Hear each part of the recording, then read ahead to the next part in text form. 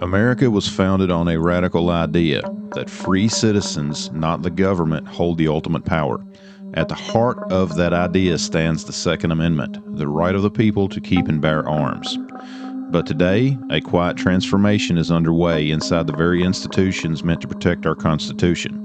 Naturalized citizens, born and raised in countries with vastly different views on individual liberty and self-defense, are now writing the laws that could disarm the American people.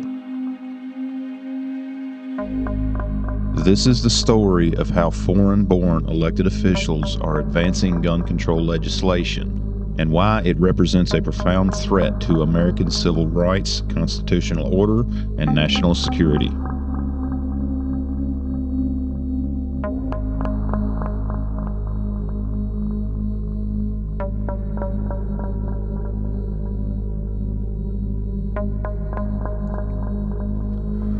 In the 119th Congress, 26 members of the House and 6 senators were born outside the United States. While many serve honorably, a notable group of Democratic lawmakers born abroad have become vocal champions of strict gun control. First, Congresswoman Ian Omar, born in Somalia and naturalized as a U.S. citizen.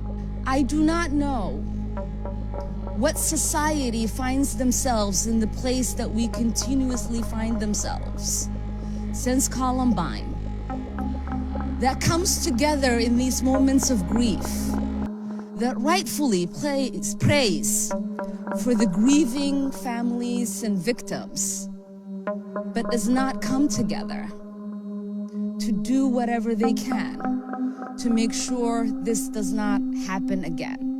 But what I do not know is why, uniquely in America, we have the capacity to not change what we know we can. This is something that is simple, a simple ban to make sure people who should not have access to these weapons do not get them. Omar voted for the assault weapons ban of 2022 and has repeatedly called for universal background checks, closing the non-existent gun show loophole, and community violence intervention programs such as red flag laws.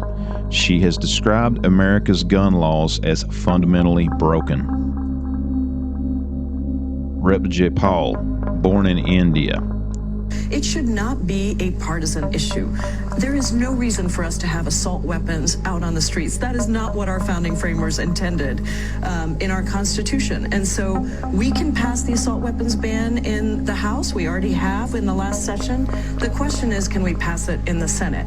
It was a big step that we took with some gun safety laws in this last Congress.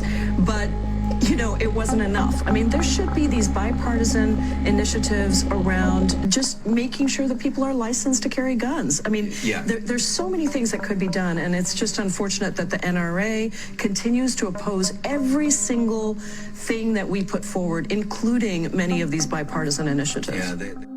Jayapal has co-sponsored gun control legislation and supported the so-called assault weapons ban, calling it a life-saving common sense legislation.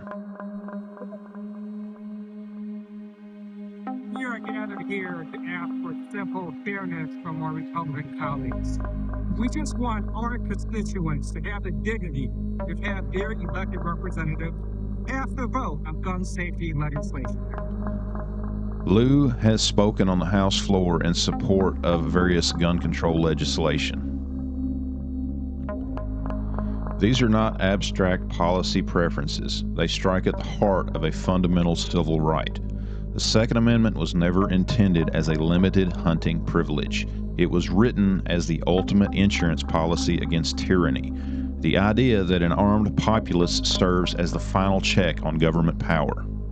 When lawmakers who spend their formative years in countries where civilian firearms ownership is heavily restricted or outright banned bring those instincts to American legislatures, the result is a steady erosion of that safeguard.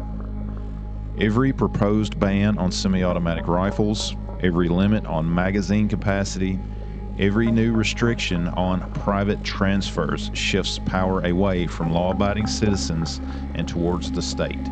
It creates a dangerous imbalance. The government and its agents retain access to effective tools of force, while ordinary Americans, especially in rural areas or high-crime neighborhoods, face incremental disarmament. The U.S. Constitution already draws a clear line. Article 2 requires the President to be a natural-born citizen. The framers understood the unique risks of divided loyalties and the importance of being raised in the American constitutional tradition. That same principle must now be extended to every elected office, federal, state, and local. Naturalization requires an oath of allegiance, but an oath cannot rewrite the culture and ideological formation of a person's childhood and young adulthood. Officials raised in Somalia, India, Taiwan, or Bangladesh absorbed different assumptions about the role of government, the natural rights, and the legitimacy of an armed citizenry. Lawmaking is not the same as military service, business success, or private citizenship. It demands an instinctive, generational understanding of why the Second Amendment exists, because free men do not beg permission from the state to defend themselves and their families. Only natural-born citizens carry that inheritance from birth. Naturalized citizens can and should contribute greatly to American life, but the power to write the laws that bind 330 million people should remain exclusively with those born into the American experience. Beyond civil rights lies an even more sobering risk: national security. America's adversaries maintain strict government monopolies on force. They understand that a well-armed citizenry makes any attempt at invasion, occupation, or large-scale subversion extremely costly. By supporting or simply benefiting from policies that incrementally disarm the American people, foreign-born lawmakers, whether acting from personal convictions or not, produce the same strategic outcome: a weaker, more vulnerable homeland. In an era of hybrid warfare, election influence operations, and great power competition, this creates a dangerous inside track. Adversarial nations do not need to send troops when the internal legislation achieves the same goal of neutralizing the decentralized militia that has always been America's ultimate deterrent. This is not about prejudice against immigrants. Millions of naturalized citizens serve with distinction in our military, build businesses, and enrich American society. Many of them are also very pro-2A because of their previous life experiences in those other countries. But the authority to shape the fundamental rules of our republic is different. The founders built in safeguards against foreign influence for a reason. It is time to honor that wisdom. The right to keep and bear arms secures all other rights. If we allow it to be slowly legislated away by those who never fully lived under this protection, we risk surrendering the very foundation of American liberty. The solution is clear and constitutional. Restrict elected officials at every level to natural-born citizens only, before the next assault weapons ban, or worse, becomes the law of a disarmed nation. A man that I work with is a former POW from the Bosnian War. He knows very well why the Second Amendment is important to protecting civil liberties, as well as protecting your family and your life. If you like this video, please share it. Help support the channel where you can by visiting the affiliate links down below. Thanks for watching. Check out the rest of the videos on my channel, and we'll see you next time. If you carry or keep a firearm for self-defense, you already know the truth. The fight doesn't end when the shooting stops. After a defensive incident, the legal system starts moving fast, and every word you say matters.